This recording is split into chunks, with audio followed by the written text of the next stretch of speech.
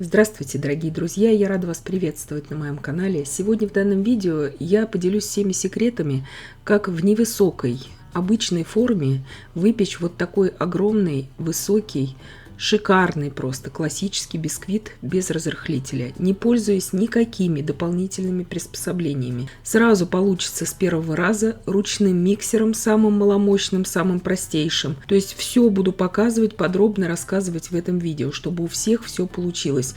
Вот такой шикарнейший, воздушный, легкий, изумительный, не забитый мукой бисквит без разрыхлителя. Бисквит в этом видео я показываю, как приготовить именно большой, поэтому я беру 16 яиц. Я всегда даю предельно честные и точные рецепты на моем канале, поэтому я говорю вам правду, что только из большого количества яиц можно сделать большой классический бисквит. Поэтому если вы где-то увидите в интернете какую-то информацию, что из 5 яиц можно приготовить бисквит 40 на 40, это неправда.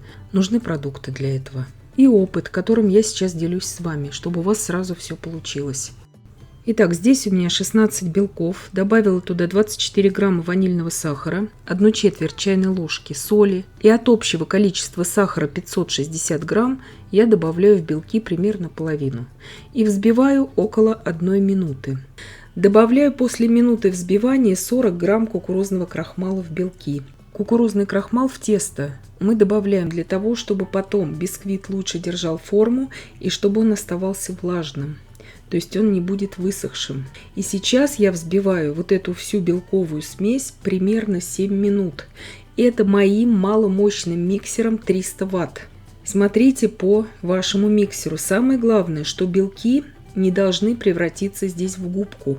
Они очень хорошо должны держать форму, то есть должна получиться вот такая устойчивая, глянцевая белоснежная меренга, но не превратиться в губку. Посуда, где мы взбиваем белки, должна быть полностью обезжирена, чистая. Я думаю, что вы это все знаете. Вот такие подрагивающие пики должны быть в белковой массе.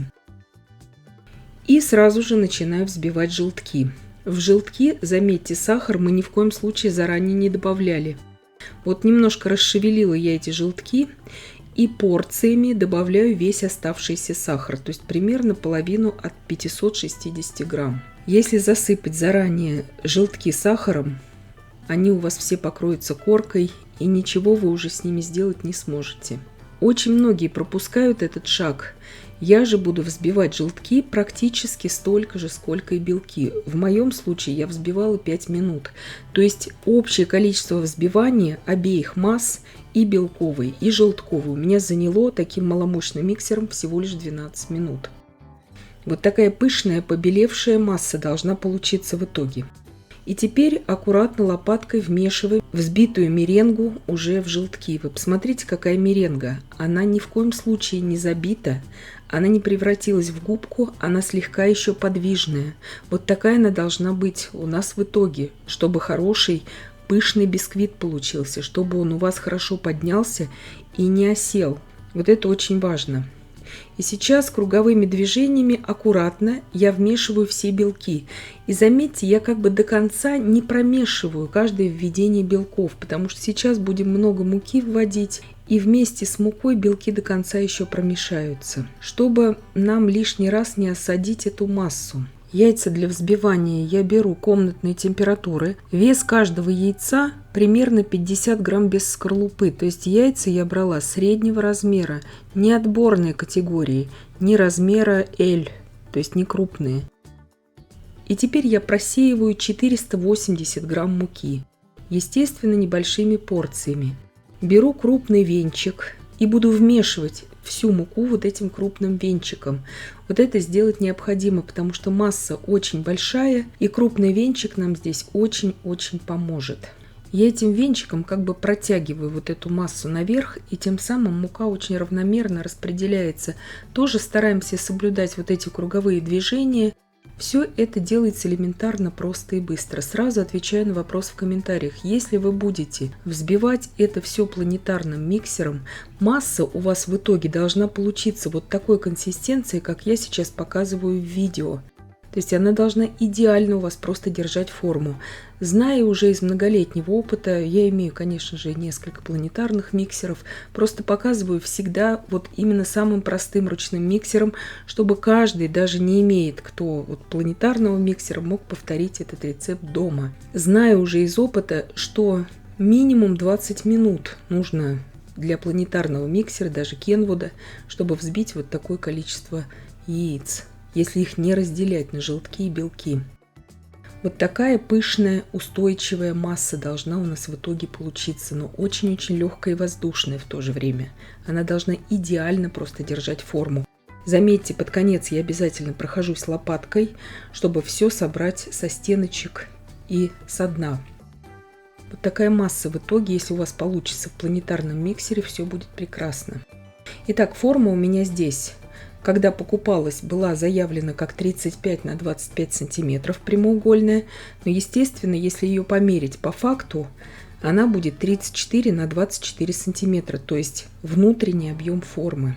Сейчас всю эту массу теста я сразу выкладываю в форму. Духовка у меня обязательно уже заранее разогрета на 175 градусов Цельсия. Вот это нужно сделать обязательно. И сейчас из центра массу теста я распределяю обязательно также по уголкам.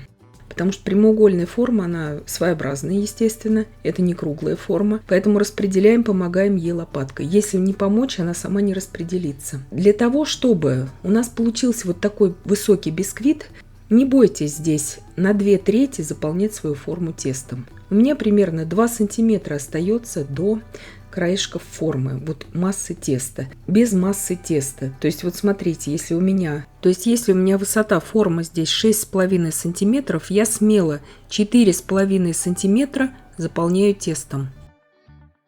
Итак, выпекать я буду в заранее разогретой духовке при температуре 175 градусов Цельсия на режиме верх-низ без конвекции на среднем уровне. 1 час 10 минут выпекается такой бисквит в моей духовке. Первый час выпечки мы духовку не открываем. Спустя 1 час можно открыть, сверху надавить, попробовать, как он пружинит, и проверить деревянной шпажкой. Если он идеальный уже, и сухая шпажка выходит, и пружинит, оставляем дополнительно еще на 10 минут, чтобы он у нас стабилизировался. Это очень важно для вот такого высокого бисквита.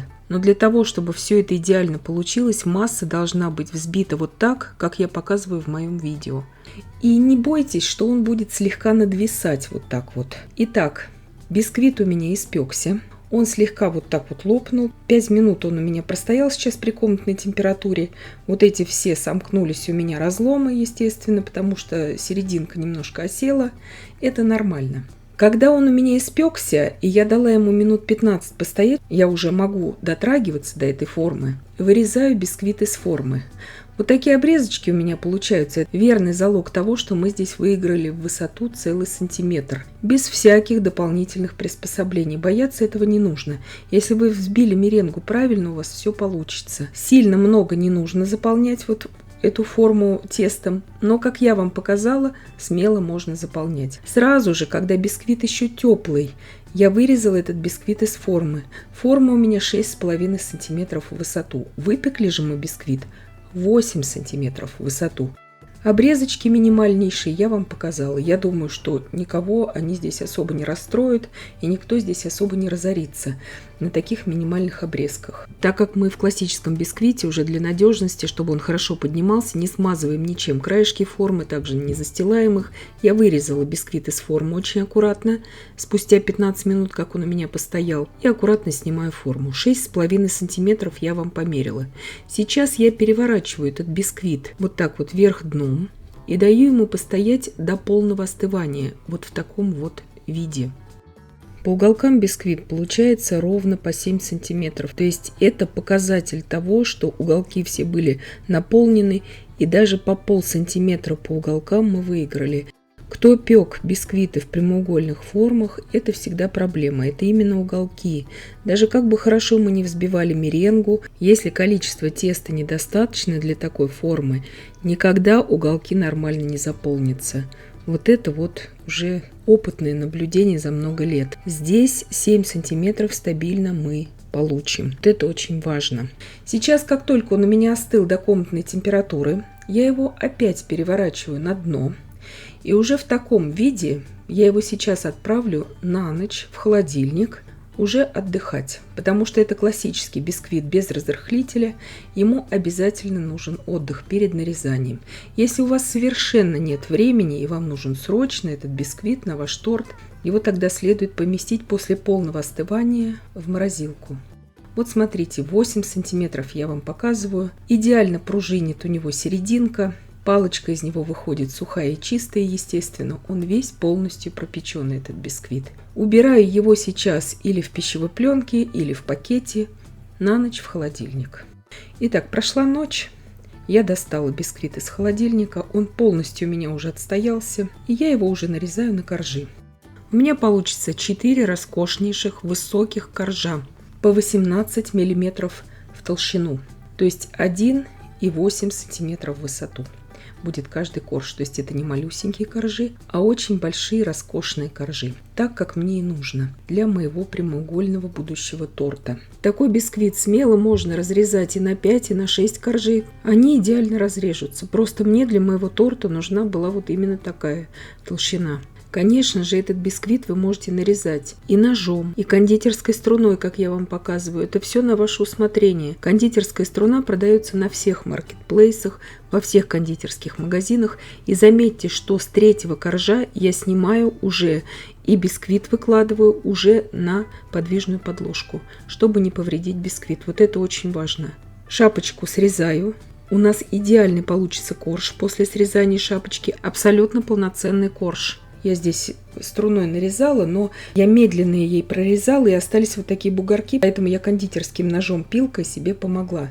Вот такие роскошные 4 коржа по 1,8 сантиметров в высоту у меня получились. Меряю вам сейчас линейкой ровно 7 сантиметров в высоту, уже без обрезков, без шапочки. У нас вот такие идеальнейшие коржи. Такие легкие дырочки в бисквите – это именно от взбивания ручным миксером. И я надеюсь, что видео было полезным и познавательным. Подписывайтесь на мой канал, ставьте лайки, пишите комментарии. Я всем желаю больших успехов и до встречи в новых видео.